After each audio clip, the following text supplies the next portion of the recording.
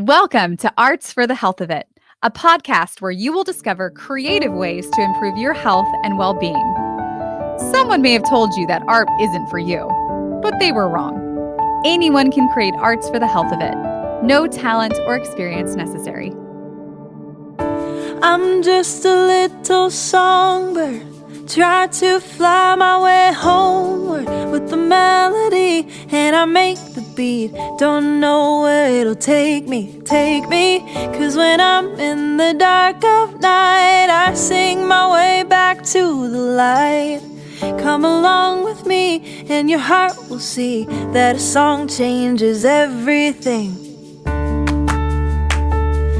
Oh, oh, oh.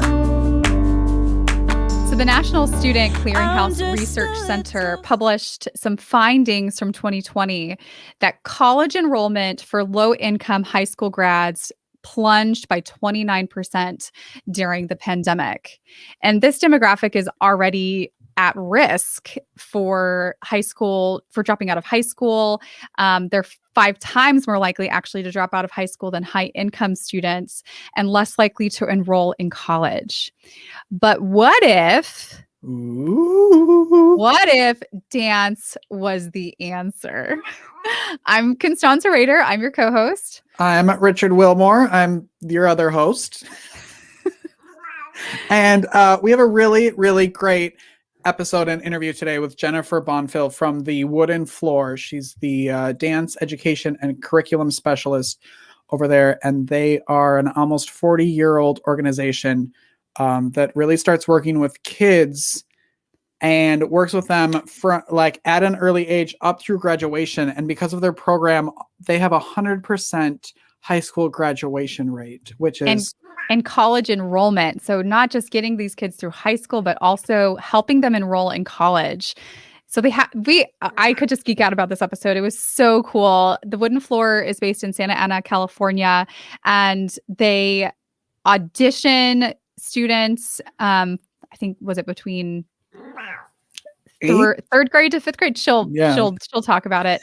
And then they provide wraparound programs and use dance to teach life skills and to help, and then they help connect them with resources that they need in academics, whatever they might need support wise to help them go all the way through high school and help them graduate from high school and enroll in college. And they have, I think she said they serve over 400 students a year.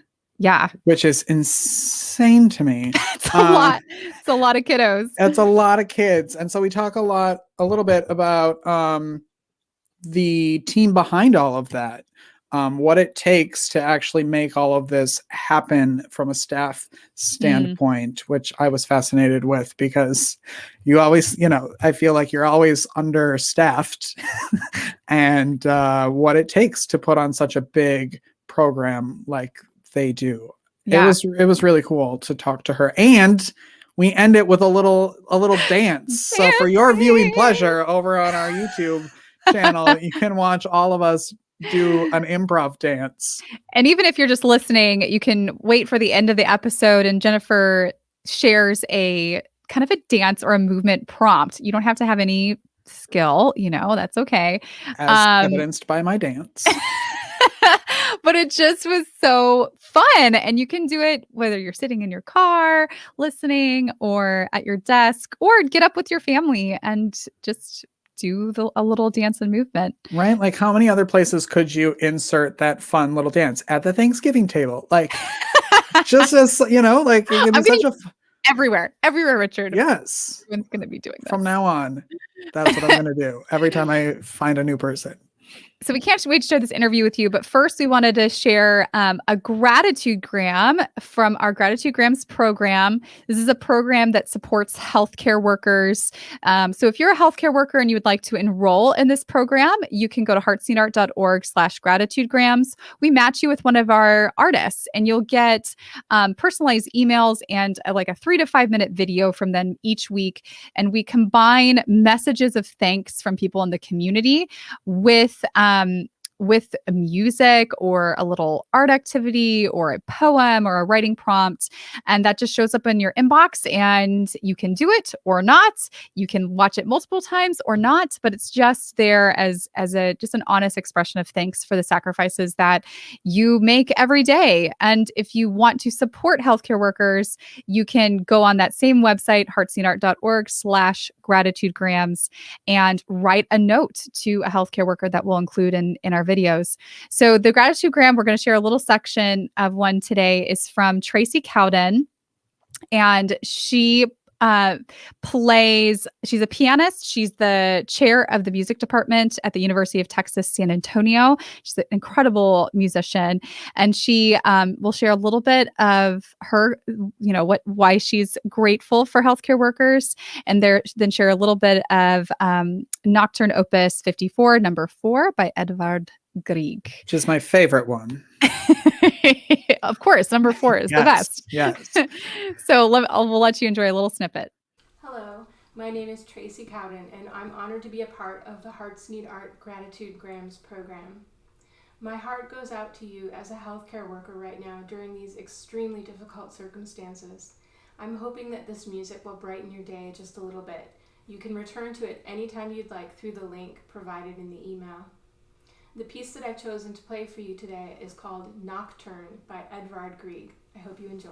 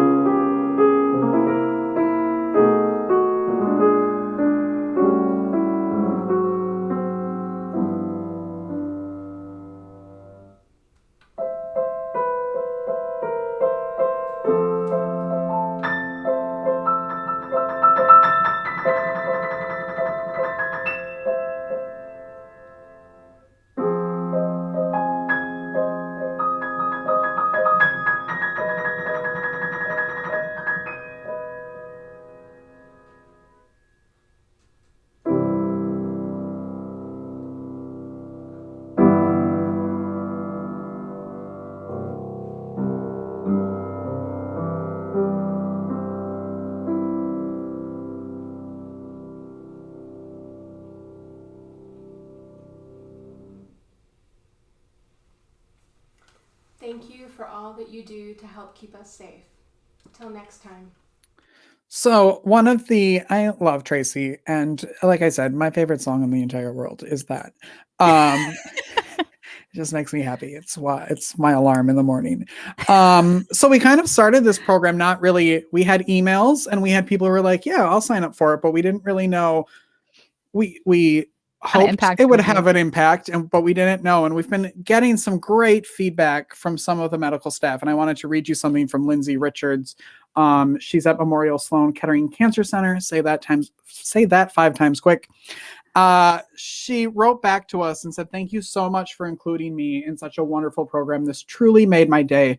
I feel that oftentimes the work we do takes precedence over the fact that we are also people trying to survive this pandemic. You taking the time to send this and create such an amazing program is most appreciated. I look forward to receiving more of these in the future. Yeah. And I think it's a great way to take a moment for yourself and not have to really do anything if you don't want, but still enjoy the arts. So it's a great program that a lot of people have now signed up for. We have over 100, almost 150 people signed up just by, word of mouth. So get on there and sign up for it. If you are a medical professional, if you know one, if you just play one on TV, whatever it is, if you want these, go to heartsneedart.org. Thank you. We have a great interview for you today. Jennifer had such great things to share. Yes. I want to read you kind of her bio, who she is, and then you'll see why we wanted to talk to her. She is a Southern California-based modern dancer and dance educator. She earned her MA in dance education through the University of Northern Colorado, and she has a BFA in dance performance from Chapman University. She's driven by her passion for dance education and serves as the dance education and curriculum specialist at the Wooden Floor, where she has been on faculty since 2006, just changing really the lives of these children that she's interacting with. So take a listen, take a look. We'll see you later. Enjoy. I don't think, the first time I've ever danced outside of like a wedding reception after some drinks is on television, live TV. I got thrown into it for a dance segment, and I was sitting there and they were like, Richard, get over there and start dancing. And I was like, what? And it was amazing. And that's the first time I ever danced without help, liquid help. Wow. Nothing like being thrown into the deep end of the water, as they say. I will take your prompts at the end. Excellent. To dance without any help. There you go. There you go. How do you pronounce your last name? Bonfil. Bonfil. Okay. It's actually Spanish. Everyone thinks it's French, but it's Spanish. Oh. Jennifer Bonfil. Okay. Yes. Well, that's who we're here with, is Jennifer Bonfil. She's the dance education and curriculum specialist at the Wooden Floor. And she is wearing a shirt that says dance is the answer. I love that. Right? It's very simple. Stop. Huge Full period. stop. Full stop. In gold? Is that a gold period? Yes, this is our Wooden Floor yellow. Oh. Yes. And what you probably can't see is that the dance is actually a lot of words from the students that are describing how dance empowers them. So they feel free, they feel happy, they feel creative, they're learning, they're wise, they're able. So all of these words make up the dance. Gosh. Oh, I love that so much. I am so stealing that idea. I know. I was just thinking. Hold on, everyone.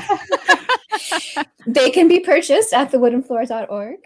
Oh, I love that so much. That's so cool.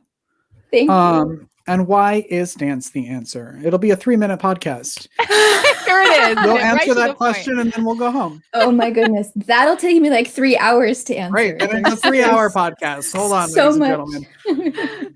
gentlemen. Wow. Where do I begin?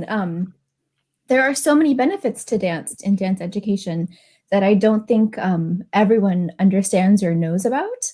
And so that's part of why it's my passion, is to educate everyone, that everyone can benefit from dance education, even if it's not something you think you want to pursue as a career, or even if you think you're not good at it, everyone, no matter your age, your height, right, your ethnicity, your gender, no matter what, everyone can be a dancer and benefit from its many things that it can teach us.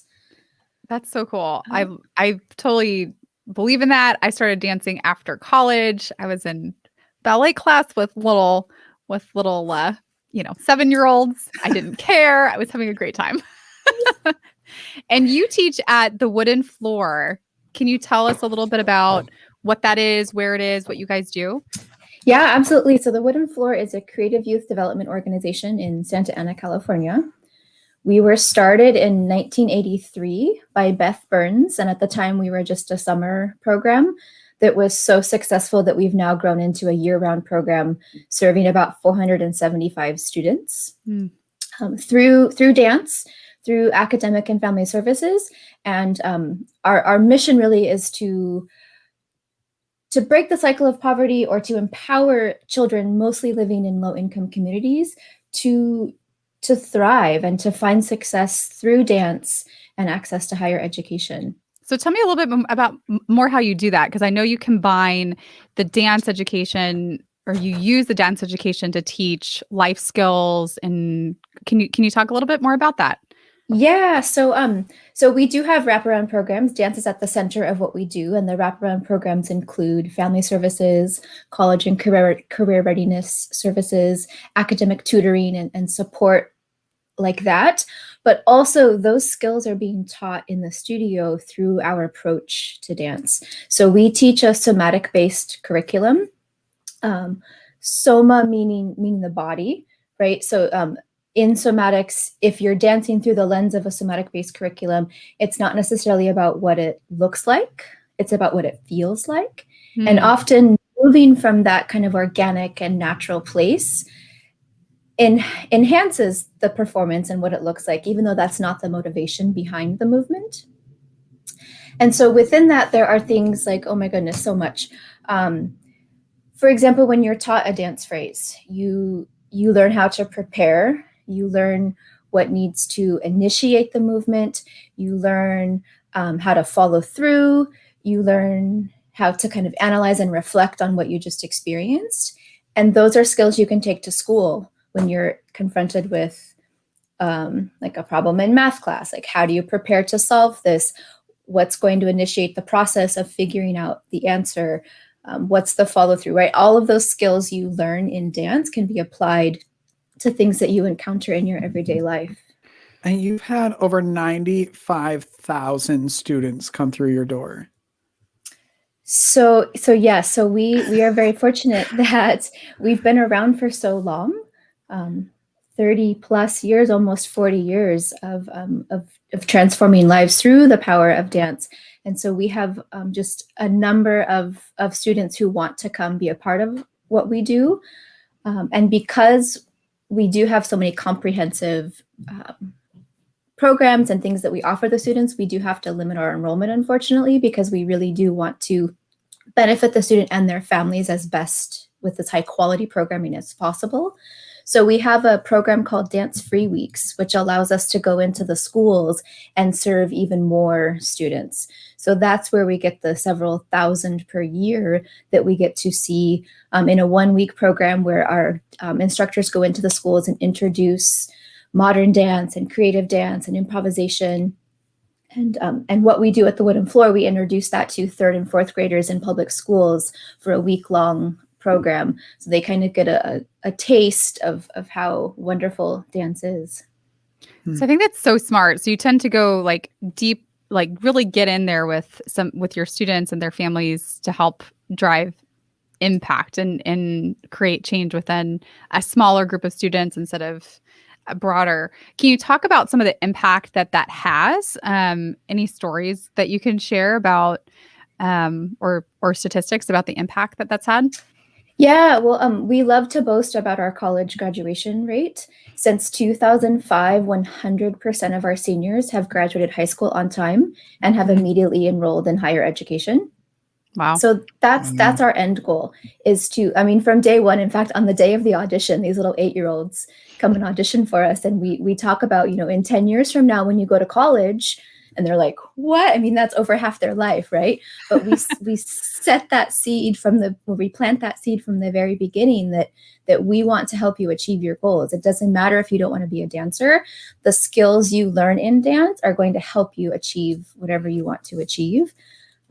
We have our 17th year in a row. Our class of 2021, they're set to graduate on time, and the college acceptances are coming in as we speak. They're trying to figure out where they're going to go next year. That's awesome.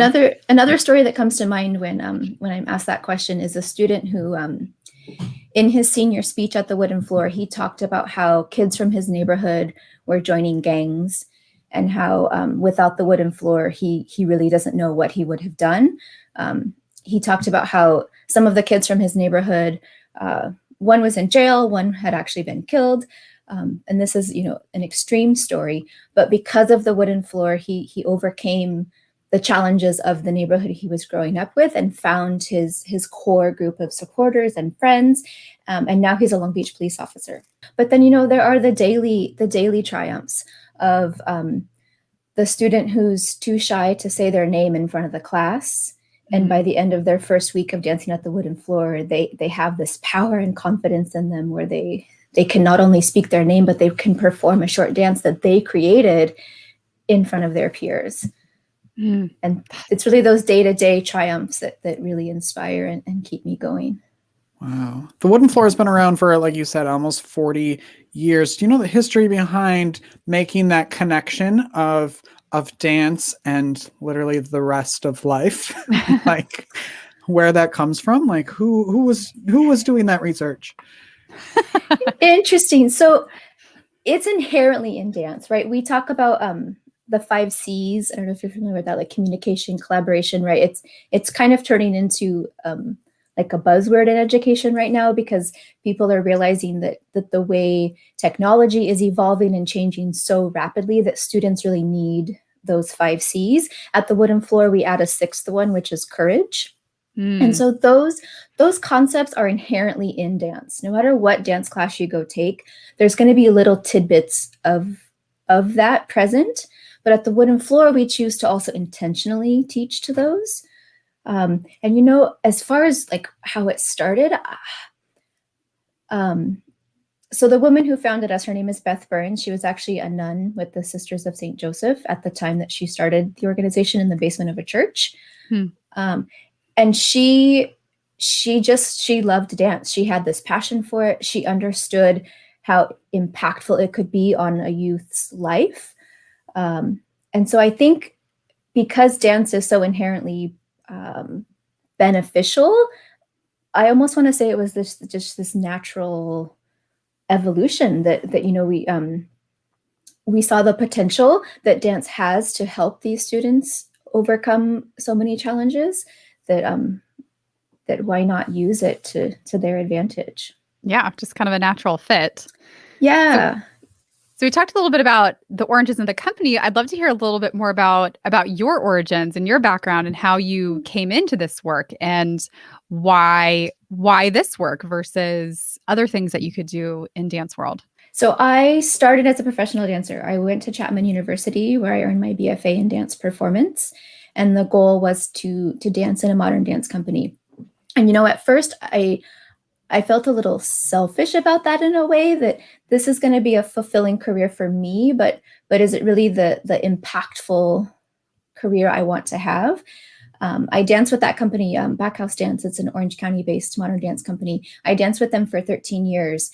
And throughout that time, we did a ton of education work, where we would go into elementary schools and teach dance. Sometimes it was our repertory, pared down for their level.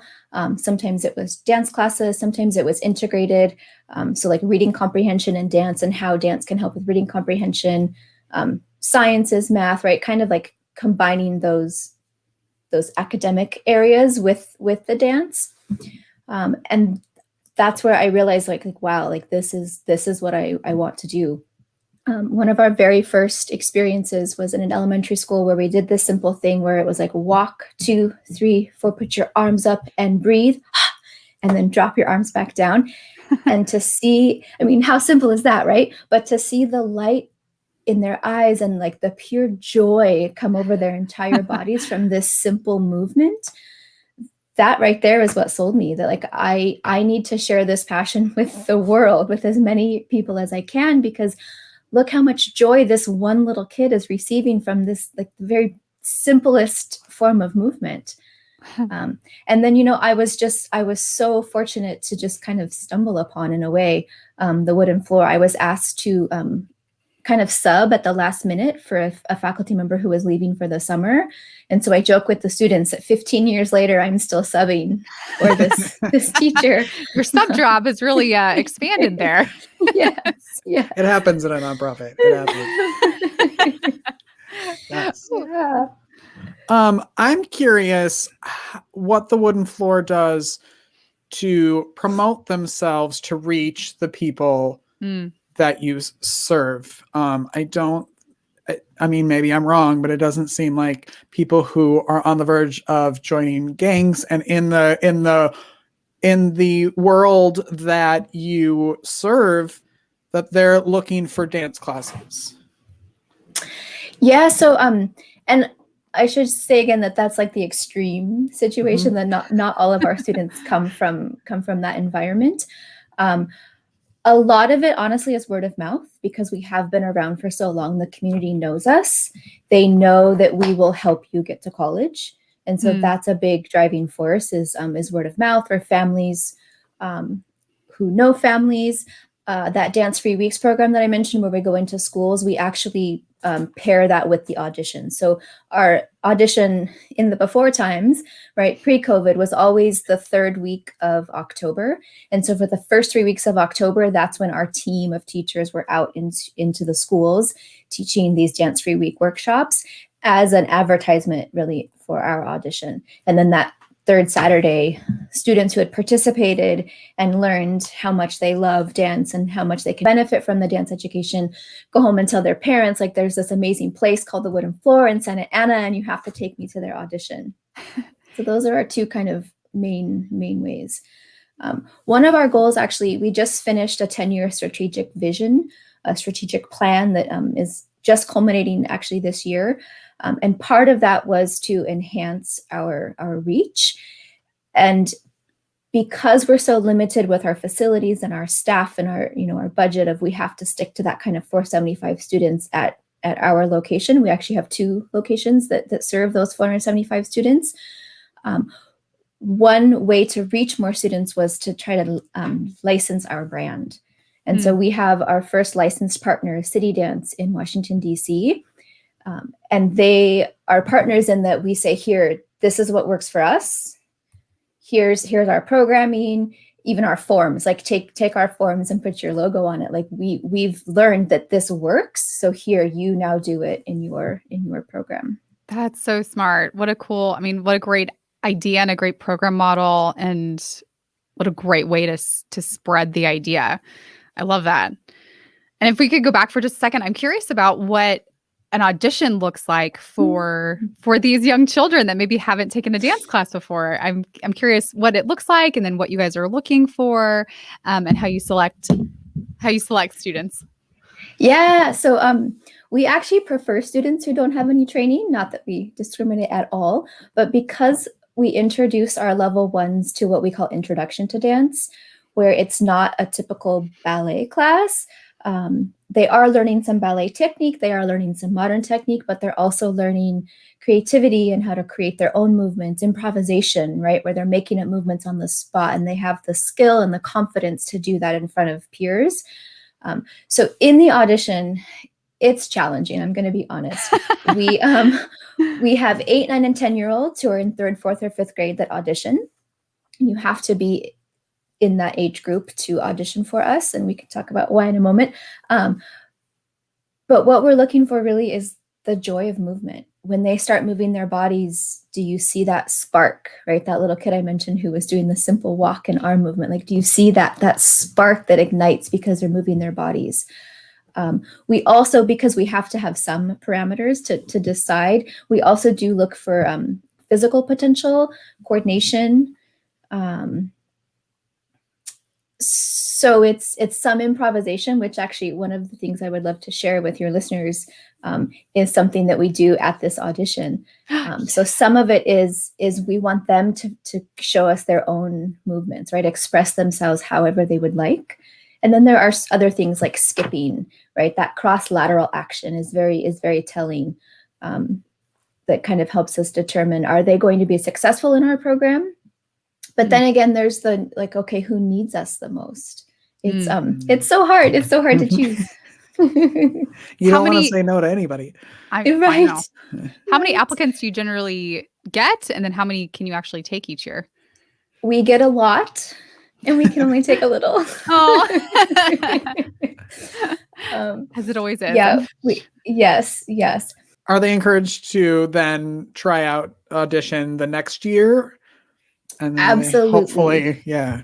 Absolutely. In fact, this year we had 2 siblings of people who are already in our program. They auditioned for the 3rd time. Wow. Yeah. So and they made it finally. They made it. But definitely, we definitely communicate that out, especially to the 8-year-olds who have 2 more chances to audition. And so honestly, that's another thing we do look at is, can they come back next year? Okay, let's wait because we got to take this 10-year-old who can't come back next year. Yeah. You mentioned the age group that you focus on to enroll initially, and there's a specific reason why you do that. Yeah. So I actually learned in my thesis research for grad school that if you can read at grade level by 3rd grade, by leaving 3rd grade, you have a higher percentage or you're more likely to graduate high school on time. And so not that all of our students need that academic support, but we want the longest runway possible if they do, because our ultimate goal is to graduate them from high school and enroll in higher education. So we used to take students up to age 15, I believe, or 13, quite late. And it was more difficult to kind of integrate them into the community of the wooden floor and really have that long-term impact. And so because we do have so many applicants, that was one way we kind of shrank the pool and said, well, if we get them younger, we'll have more impact. I'm assuming you don't have 475 people on Zoom during a class right now in COVID. So can we talk a little bit about how you've shifted into, I'm assuming, a virtual world lately? Yes. So California's been hit hard, like many places, Santa Ana especially. And so we shifted, almost a year ago, like everyone else, we shifted online. And one wonderful thing, like we've talked about how dance can help you in life, we teach adaptability, right? We teach students how to be open-minded, how to adjust. One of our principles that we teach and therefore kind of evaluate is this ready and adaptable mindset. So this idea of, are you prepared for class? And in the dance world, it means your uniform, your hair, right? Are you on time? Are you ready to learn? And then are you ready to shift and adjust when new things are thrown at you? And then we take that skill into the new world and COVID happens. And now we're ready to adjust and adapt because we've been practicing that in the studio. So I'm so proud of our students. They really have adjusted and they're so resilient. They've navigated the online world well, better than I expected. So we have, within those 475 students, we actually have technically 22 levels. So 22 cohorts, they're divided by skill. And so, yeah, it's this massive puzzle piece of figuring out which level they're in. And they come between 2 to 4 times a week. Wow. I guess that's in the before times. Now through COVID, because online learning is a challenge and screen time is not something we want them to have to endure all day long, we have reduced our classes. So the older students, instead of coming 4 times a week, they're actually coming 3 times a week. And they're participating in ballet, modern choreography, and improvisation throughout their week. And yeah, we're doing it through Zoom. We're making it work. They're making it work. Like I said, they're being courageous and turning their cameras on, most of them, and participating just as if we were in the studio together. Mm-hmm. Do you have instructors for each of those specific areas? I'm curious about like staff because that sounds intense. Yeah, so we have a small, we always say small but mighty team. We currently have 7 faculty, myself and our artistic director teach, as well as 5 additional part-time seasonal employees. And we're also so fortunate at the Wooden Floor that we have live accompaniment. Wow. Yeah. And that's actually one way we've been able to kind of help the students feel like it's still the Wooden Floor. They're still taking class at the Wooden Floor, even though they're in their home and not in our gorgeous studios. We have that live musician who also zooms in and plays music for us. But to answer your question about genres, it really depends on the teacher's background. So I myself was a bunhead until college. And then, as my dad likes to say, I chopped off my bun and became a modern dancer. But so my passion really is kind of split. So some of us do teach all genres. Some specialize in just ballet, some specialize in just modern. So that kind of contributes to the puzzle piece of how to fit in which classes need to happen throughout the week, which teachers should teach which classes throughout the week. We make it work that way.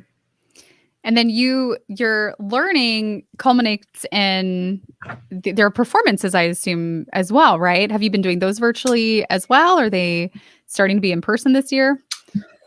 We, like everyone in the art world, I'm sure, canceled a number of performance opportunities for our students last year. We didn't convert them virtually.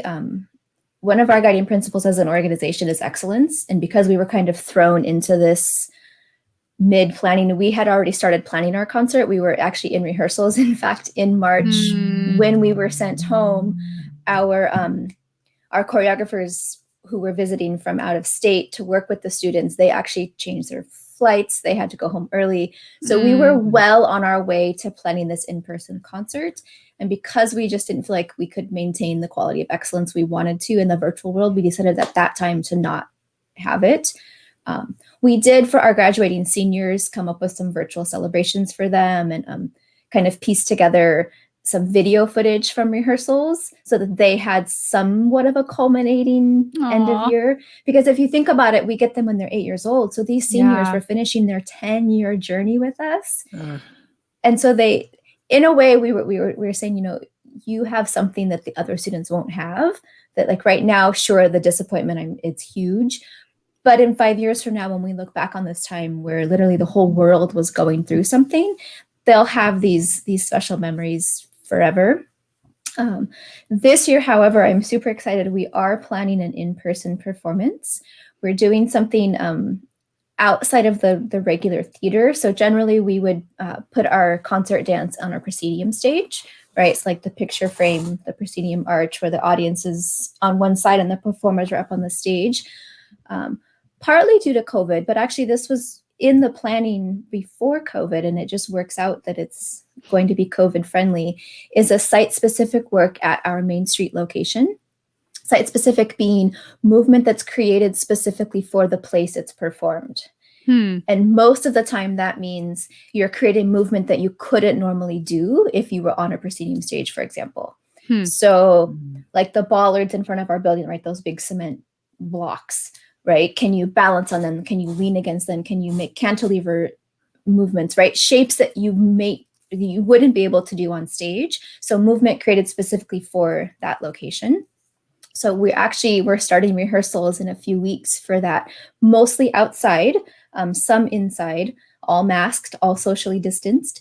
And then our hope is that come July, I think it's the 2nd and 3rd weeks of July, groups of 10 audience members will be kind of walked around through those different locations around the campus by a guide, watching the site-specific work and kind of that's such a cool idea. Yeah, so kind of like a gallery in a way where you're walking around and seeing the different art installations. So if there's people that are in the Santa Ana area that want to see this, is this open to the public or is it just for family and friends? It's open to the public. Tickets will be on sale through our website, thewoodenfloor.org. So they will be able to get tickets that way. Awesome. So definitely check them out. And that's in July, correct? Correct. We'll make Awesome. sure this episode goes out before then. Thank you. To promote it. Yes.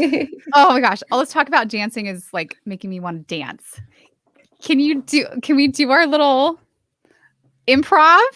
Absolutely. Absolutely. Okay. So one that I already mentioned is one we do actually at the audition day. And our level 10s still talk about it, right? So they're finishing their 10-year journey and they still remember and like to do this. And we just call it the name dance. So the prompt is use any body parts you would like to spell your name in space. So maybe like your elbow does your first letter, and then your nose does your second letter, and then your shoulder makes the third letter, and so on. So you're spelling out your name, you're dancing out your name. Oh my we gosh, encourage different levels, different sizes, different speeds, right? You have all these choices. Again, bringing in that problem-solving skill that we would take then into our everyday life. I feel like decision making. This activity disadvantages those of us with long names. Richard, do you want to do it?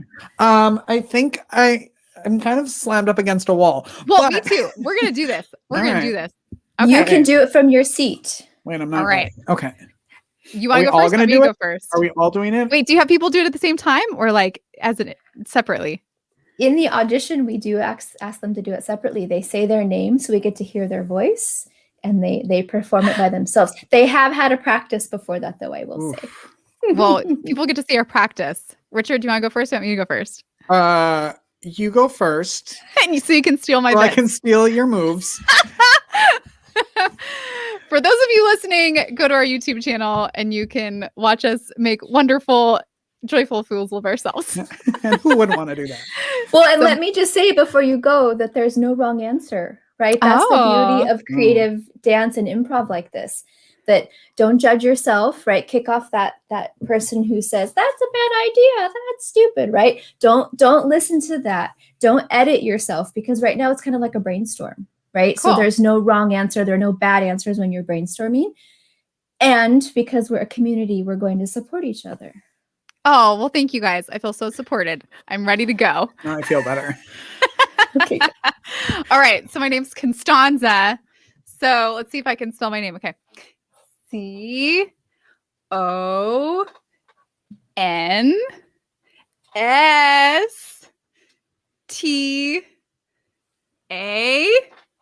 another N, Z. Why? No, that's Stanzi. It's an A at the end on Constanza. My nickname is Stanzi, which has a Y at the end, so I got carried away. You could have picked that and done a shorter word. You what? You could have picked Stanzi. It would have been shorter. It would have been shorter. I should have just spelled Stanzi. Oh well, you got bonus footage then. That's true. Thank you. Okay, Richard. Maybe I'll go by Rich today. Wait, I want to do an R, an I, a C. Wait, it's not in here. H. That's it, Rich. There is something really joyful about that. That's really fun. Yes, absolutely. And if we were go. Well, I was going to say, if we were in the studio, then we would be able to celebrate all the differences that just happened, right? So another benefit to this dance education is teaching open-mindedness, teaching acceptance, right? Some chose to actually make the letter with their body. Some chose to spell it out with movement, right? Draw it out with movement. So acknowledging all the different responses or answers or ideas based on the one prompt, right, teaches us that there's more than one answer to a problem, right? There's more than one solution to a question. So let's celebrate those differences. Let's accept those differences. So again, we're teaching this abundance of life skills just with this one simple activity. Oh, I love it. When do you hold auditions? Because of COVID, we actually just did it a few weeks ago. But generally it's every October. Okay. So our returning students come back in September. We get the school year going, and then we go into the elementary schools with that Dance 3 Week program, and then we audition, and then we invite the new students the end of October, beginning of November. That's so cool. Thank you so much for taking us through this. If people want to learn more or follow you, how can they do that? Yeah, so the woodenfloor.org has a ton of information about who we are and what we do. We are also on Facebook and Instagram and Twitter, all the social medias, the Wooden Floor, at the Wooden Floor.